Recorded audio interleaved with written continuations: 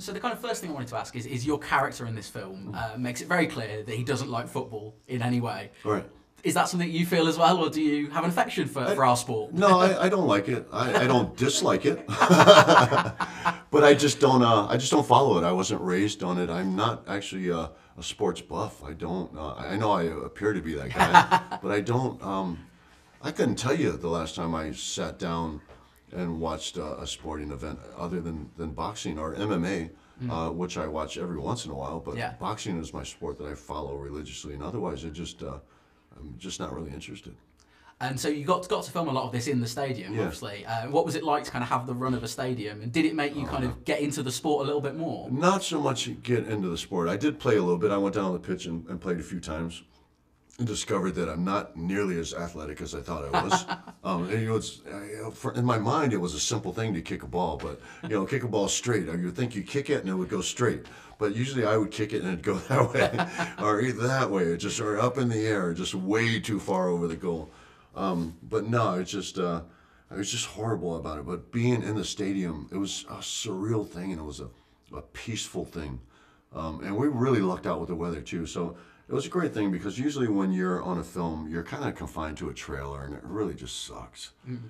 But we had these great big suites that we were using as dressing rooms, and which you had these big glass sliding doors, and it was really just kind of a peaceful thing to go to your dressing room and just kind of slide open that door and step out into the fresh air and sit in the stands. And there's a very, to me, like arenas and stadiums, there's a very zen feeling, a very church-like feeling. I've been in so many throughout my wrestling career. Really, they're just peaceful places for me. I was always that calm before the storm that I loved, sitting in the arenas, not many people in the stands, and you kind of hear echoes of people talking. It's just a very peaceful thing. So no, I loved it, man. I really. That's it. You're a West Ham fan now.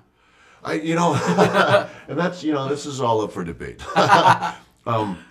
I have to be somewhat supportive of this team because they're now sentimental to me because of this film and because of a producer named Mark Goldberg who actually this film stems from his imagination, but this team in the stadium was very special to him, and so it means a lot to him and to myself. But I was adopted years ago as a Tottenham Spurs fan by a friend who and he asked me if I had a team, and I said I didn't. He said, "You do now," and he claimed me, and I had to, because I love him and I have a sense of loyalty to him. I still have to say, if people were to ask me if I had to pick a team, it would be Tottenham, and that's just out of pure loyalty. But I couldn't tell you a name of a player on the team, but I would probably still say that anyway, just because I'm stubborn and I'm loyal, and it's an integrity thing. You kind of alluded to your wrestling career back there. Yeah. I'm a big fan of wrestling as well. Oh, thanks. And there's kind of the sort of three of you at the moment in the kind of the mainstream of Hollywood. You've got yourself, Dwayne Johnson, and John Cena. Yeah. Is there a rivalry between the three of you over who's getting the best stuff?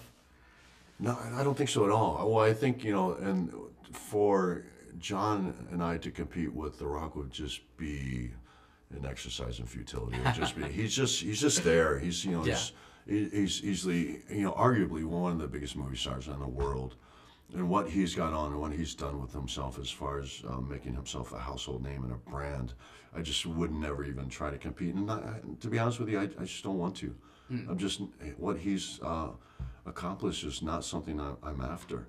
I'm more of I like to think that I'm a character actor and I'm after diverse roles, so I think I think we all want different things. And I haven't talked to Cena about his acting career, so I don't know exactly what his goals are. But I can tell you that he's found a niche in comedy, and he's just really good at it. I love him in comedies, and so I actually just completed my first comedic role. So we'll see how that does. I hope it fares well, but. It's just, I want to be across the board just a really good actor. And I think that's what I always set out for, is to be a good working actor and work with accomplished actors. So that's what I want for myself. Oh, great. Well, just a very quick fire question. You've done Marvel, you've done James Bond. What's the next franchise? Maybe Star Wars?